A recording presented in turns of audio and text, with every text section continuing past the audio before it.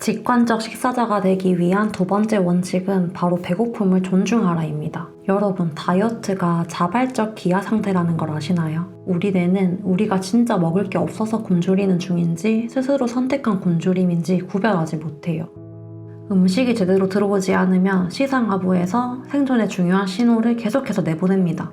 이렇게 자동적으로 활성화되는 생존 시스템 덕분에 우리는 안정성을 가진 신체와 자아를 가지고 다른 활동들을 하면서 살아갈 수 있게 되는 거죠. 우리가 세상을 살아가면서 돈을 지불하여 대화나 서비스를 누리는 것처럼 우리 인체의 생존 시스템도 무료로 작동하진 않아요.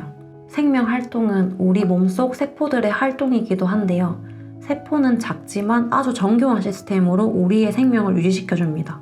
이때 세포가 정상적으로 활동하기 위해서는 반드시 지불되어야 할 비용이 있습니다. 우리가 먹는 탄수화물, 단백질, 지방이 소화관을 통과하여 소화되고 영양소가 흡수되면 포도당, 지방산, 아미노산 분자가 생성되고 이 세 분자의 변환 과정을 통해 세포가 생명에 필요한 활동들을 해나갑니다. 진짜 쉽게 설명해드리면 우리가 먹는 음식은 소화기관이라는 환전소를 통해 세포가 당장 쓸 수 있는 화폐로 변환됩니다. 근데 한꺼번에 너무 많이 들어오면 저장 공간이 부족해서 나중에 쓸 수 있게끔 다른 형태로 저장을 해놔요. 근데 갑자기 음식물이 너무 적게 들어오면 인체 내부에서 쓸 수 있는 화폐가 줄어드는 거잖아요. 그러면 시상하부에서 배고픔을 느끼는 신호를 내보냅니다. 그래도 음식이 적절하게 들어오지 않으면 그때부터는 위기 상황으로 판단해 음식을 달라고 아우성을 막 칩니다. 인류는 굶주림을 경험했던 오랜 역사가 있고 그 혹독한 환경을 다 견디고 진화했습니다. 우리 몸은 에너지 필요량에 맞게 생존하기 위한 생물학적 메커니즘을 완벽하게 갖추고 있어요. 굶주릴수록 음식을 갈구하게 되는 것은 의지력의 문제가 아니라 우리 인체의 생존 시스템이 작동하는 겁니다. 이 시스템은 생물을 생존시키게 하기 위한 가장 기본 욕구로서 절대 의지력으로 막아낼 수 없습니다. 여기서 진짜 신기한 실험이 나오는데 2차 세계대전 기간 동안 안슬키즈 박사가 기아 실험을 실시했어요. 피실험자들은 몸과 마음의 건강이 탁월한 32명의 젊은 남성들이었고요. 3개월 동안 평소 먹던 대로 놔뒀다가 그 후 6개월은 체성분에 따라 체중의 19에서 28%를 감량하는 중기아 체험을 시켜요. 근데 실험을 하면서 이 남성들이 겪는 증상들이 다이어트 부작용과 똑같았습니다. 음식 부족을 경험하기 전까지는 볼 수 없었던 행동 패턴들이 보이기 시작해요. 음식을 갈망하고 요리책을 수집하고 노골적인 폭식을 하기도 합니다. 더 먹기 위해 운동을 더 하기도 하고 부정적 감정 표출 증상을 보이면서 성격까지 바뀌었어요. 그리고 이 연구가 끝난 후 정상 식욕으로 되돌아가기까지 평균 5개월이 걸렸다고 합니다.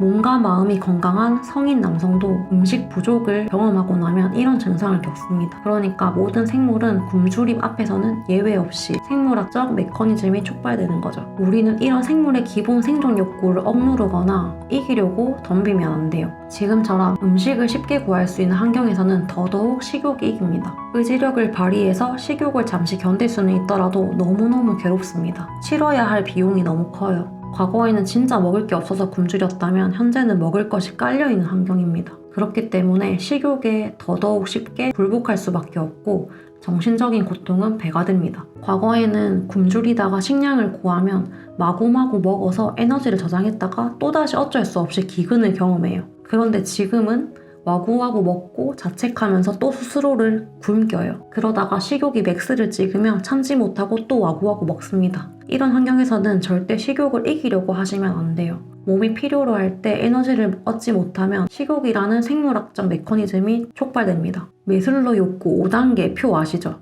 여기 5단계에서 1단계가 생리적 욕구예요. 기본적인 욕구가 충족되어야만 좀 더 복잡한 욕구를 돌볼 수 있다는 사실을 알려주는 도형입니다. 제가 피트니스 대회를 준비하면서 폭식증을 알았을 때도 남들한테 대회 준비한다고 떠벌려놓고 포기한다고 말하기 너무 쪽팔렸어요. 그래서 식욕이 조금 안정되면 언제든 다시 시작할 준비 태세를 갖추고 있었거든요. 근데 다이어트를 염두에 두니 절대 식욕이 가라앉지 않는 거예요. 계속 마지막이란 생각에 계속 먹게 돼요. 그때 문득 그런 생각이 듭니다.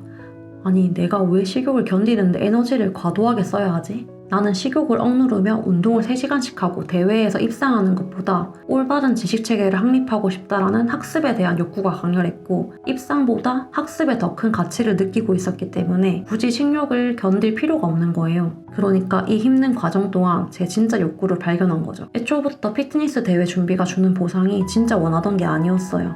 여러분도 1단계 생리적 욕구를 견뎌야 하는 이유가 고작 마른 몸으로 옷 예쁘게 입기라면 절대 그 굶주림 체험을 지속할 수 없습니다. 이 힘든 식욕의 욕구를 일정 기간 견딜 수 있는 사람은 이 굶주림 기간을 견딤으로써 얻게 되는 보상이 아주 큰 사람들입니다. 즉, 이 행위로 자아 실현을 할 수 있다거나 경제적 보상이 강력한 사람들이겠죠. 운동선수나 모델, 아이돌, 인플루언서 등등 이분들은 생기가 걸린 일이고 얻게 되는 보상이 확실하고 강하기 때문에 식욕이 억압되는 만큼 다른 부분에서 충족할 수 있습니다. 보상에 대한 기대로 견딜만 해요. 안 힘들다는 뜻은 아니에요. 하지만 일반인은 어떨까요? 굳이 식욕을 견디면서 굶주리는 경험을 해야 할 이유가 딱히 없어요. 그렇기 때문에 우리 몸이 굶주림을 경험하지 않게끔 음식을 주기적으로 잘 넣어줘야 됩니다.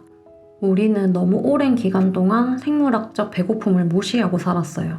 배고플 때 음식을 먹는 게 아니라 먹어도 되는 시간인지, 먹을 자격이 있는지, 무지방인지, 살이 안 찌는 음식인지 등등 다양한 다이어트 원칙을 기준으로 식사 시간과 음식 종류를 선택했습니다. 이 상황이 반복되면서 식사의 신호를 알리는 가벼운 배고픔을 잊어버리고 극심한 허기만을 느끼게 됩니다. 이때 과식이나 폭식을 하게 되는 거죠.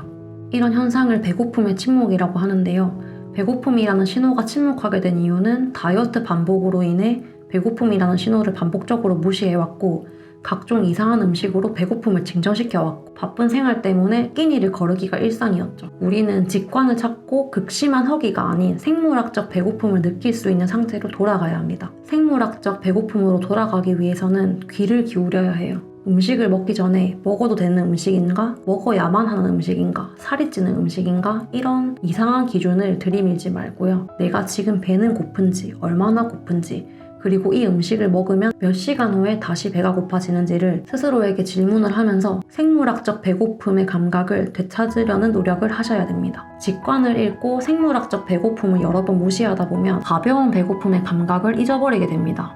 이런 분들은 규칙적인 시간에 식사를 한번 해보세요. 시간이 흐를수록 생물학적 배고픔이 더 잘 느껴집니다. 그러니까 오늘부터 식사하기 전에 배고픔 등급을 한번 매겨봅시다. 그렇게 배고픔 정도를 체크하고 기록이 쌓이면 이 정도의 양을 먹으면 언제쯤 배가 고파지겠다라는 데이터가 쌓여요. 데이터가 쌓이면 예측이 가능해져요. 배고픔 신호에 대한 신뢰가 생겨요, 점점. 그리고 이 배고픔이 생물학적 배고픔인지 아니면 정서적인 배고픔인지 구분할 줄 아는 능력도 키워져요. 저는 지금 언제 배고플지 알기 때문에 거기에 맞춰 대비를 할 수 있고 배가 고프면 그냥 주전부리 먹습니다. 특히 수분이 있는 과일을 먹어요. 이때도 팁이 다음 식사에 해를 안 끼칠 정도만 드셔야 돼요. 그러면 자동적으로 간식으로 배를 불리는 행동을 하지 않게 됩니다. 옛날에는 맛있는 걸 특정한 날에만 먹을 수 있었으니까 폭식으로 이어지는 날은 밥도 과하게 먹고 간식도 과하게 먹고 막 속이 아플 정도로 먹었었거든요. 근데 배고픔을 존중하고 배고플 때 적당히 먹어주니까 현재는 허기를 달래는 용도로 음식을 대하는 것 같아요. 배고픔을 존중하다 보면 이런 식으로 음식에 초연해집니다. 우리는 못 먹을 음식이 한 개도 없어요. 오늘도 먹을 수 있고요. 내일도 먹을 수 있고요. 평생 먹을 수 있어요. 제가 항상 말하지만 많이 먹어서 문제지 그 음식 자체는 문제가 아니다. 그러니까 여러분, 생물학적 배고픔을 존중하는 연습을 오늘부터 시작해봅시다. 오늘은 원칙이 생물학적 배고픔 존중하기였고요. 오늘부터 식사하기 전에 배고픔 등급을 한번 매겨보시고 식사 후 몇 시간 후에 또다시 배가 고픈지 한번 기록을 쌓아봅시다. 그렇게 점점 자신에 대한 신뢰가 생기게 될 거예요.